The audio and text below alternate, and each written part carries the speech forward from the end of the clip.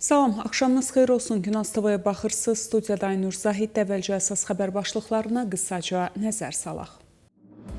Ukrayna prezidenti Vladimir Zelenski Azərbaycanda işgüzar səfərdədir. Müharibə yenidən başlayacaq millət vəkilindən açıqlama.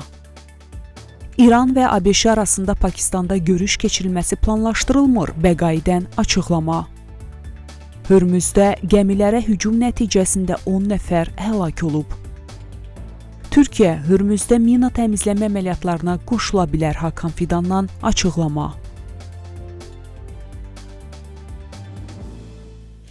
İndi isə daha ətraflı. Aprelin 25-də Qəbələdə Azərbaycan Respublikasının prezidenti İlham Əliyevin Ukrayna prezidenti Vladimir Zelenski ilə təkbətək görüşü olub.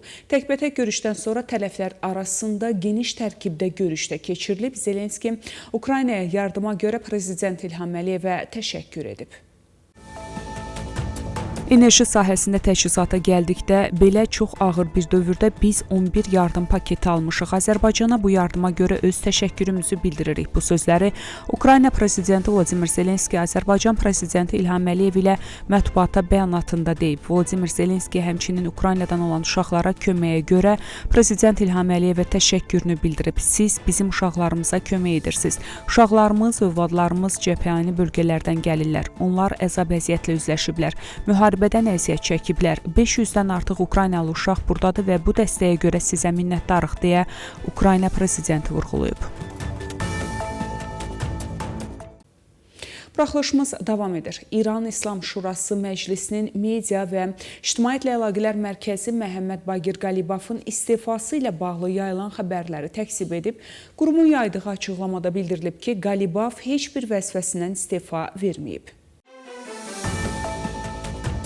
Açıqlamada qeyd olunub ki, yeni danışıqlar mərhələsi müəyyən edilməyib ki, həmin prosesdə onun və ya başqa bir şəxsin İran nümayəndə heyətinə rəhbərlik edib etməyəcəyi müzakirə olunsun. Bildirilib ki, yayılan şayələr ictimai rəyi çaşdırmağa yönəlib və Qalibaf hazırda fəaliyyətini ciddi şəkildə davam etdirir. Qeyd edək ki, son günlər sosial şəbəkələrdə və bəzi media qurumlarında Qalibafın istefa verəcəyi ilə bağlı iddialar yayılmışdı. Əli Xəzriyan, İran parlamentinin Milli Təhlükəsizlik Komissiyasının üzvü, müharibənin yenidən başlayacağını qaçılmaz hesab etdiyini və İranın ABŞ ilə hər cür mesaj mübadiləsini dayandırmaq qərarı verdiyini açıqlayıb. O deyib, müharibə qaçılmazdır və İran ABŞ ilə hər cür mesaj mübadiləsini dayandırmaq qərarı verib. Xəzriyan əlavə edib, müzakirə yox deyiriksə, bütün mesajlaşma kanalları da bağlanmalıdır və hazırda bu artıq dayandırılıb. Bu isə İranın strateji qərarıdır. Milli Təhlükəsizlik Komissiyasının üzvü həmçinin hərbi hazırlıq məsələsinə toxunaraq bildirib. Biz dayanmalı və cəbhəni dəstəkləməliyik. Büdcə və qanunlarla silahlı qüvvələrə kömək etməliyik ki, bu qaçılmaz döyüş meydanında minimum maneə ilə hərəkət edə bilsinlər.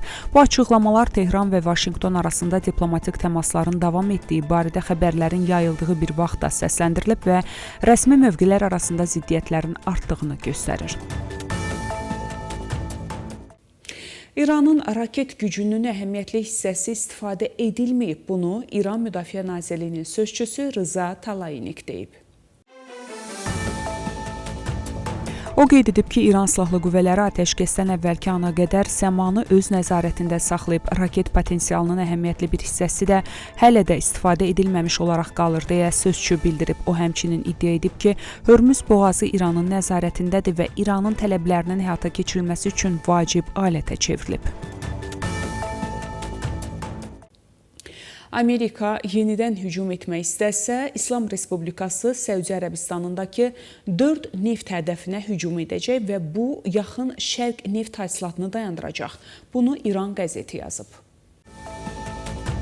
Bu hücumlar qlobal iqtisadiyyata və dünya xalqlarının gündəlik inflyasiyasına dərin təsir göstərəcək deyə qəzet əlavə edib. Qəzet İran raketlərinin nəzərdə tutulan hədəfləri vurmaq gücündə olduğunu iddia edib. Şahab 3, Qədir və Səcil raketləri bu neft hədəflərinə asanlıqla çatacaq. Bundan əvvəl isə Pezeşkanın müavini İsmail Səqqab İsfahani və Sepahın aerokosmik komandanı Seyid Hüseyn Musəvi də oxşar təhdid bəyanatı ilə çıxış ediblər.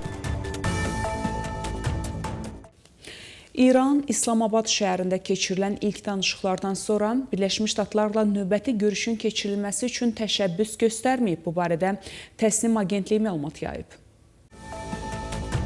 Məlumata görə ABŞ tərəfi Pakistan vasitəçiləri üzərindən dəfələrlə yeni danışıqlar təklif etsə də Tehran bu təklifləri qəbul etməyib. Qeyd olunur ki, İran hazırki şərtləri qənaətbəxş hesab etmir və yalnız öz maraqlarına uyğun şərtlər formalaşacağı təqdirdə danışıqlara qayıda bilər.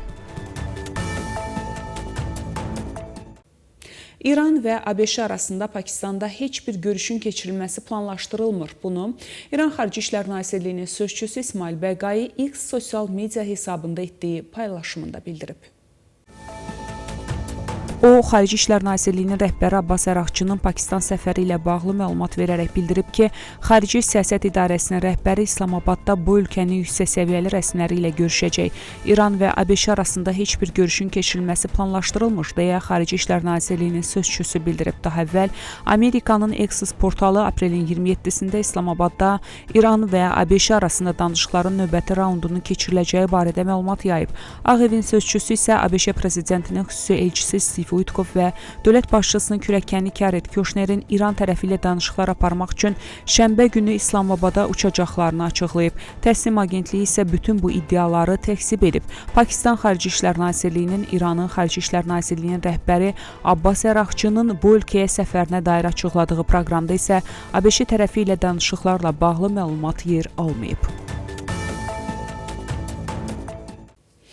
ABŞ və İran nümayəndə heyətləri arasında birbaşa danışıqların aprelin 27-sində İslamabadda keçirilməsi gözlənilir. Bu barədə isə Axios portalı mənbələrə istinadən məlumat yayıb. Qeyd olunur ki, ABŞ nümayəndələri Steve Witkoff və Jared Kushner əvvəlcə Pakistan vasitəçiləri ilə ayrı-ayrı görüşlər keçirəcək. Bundan sonra İran tərəfi ilə üçtərəfli formatda görüşün təşkili müzakirə olunacaq. Məlumata görə İranın Xarici İşlər naziri Abbas Əraqçı həftə sonu Pakistan tərəfi ilə məsləhətləşmələr aparacaq. Bundan sonra ABŞ ilə birbaşa təmasların vaxtı və formatı dəqiqləşdirilə bilər. BMT-nin Beynəlxalq Dəniz Təşkilatı Birləşmiş Ştatların İrana qarşı hərbi əməliyyatlarının başlanmasından sonra Körfəz və Hürmüz boğazında gəmilərə 29 hücumun baş verdiyini bəyan edib. Qurumun məlumatına görə hücumlar nəticəsində azı 10 nəfər həlak olub, təxminən 20 min dənizçi və 1600 gəmi isə regionda blokadada qalıb.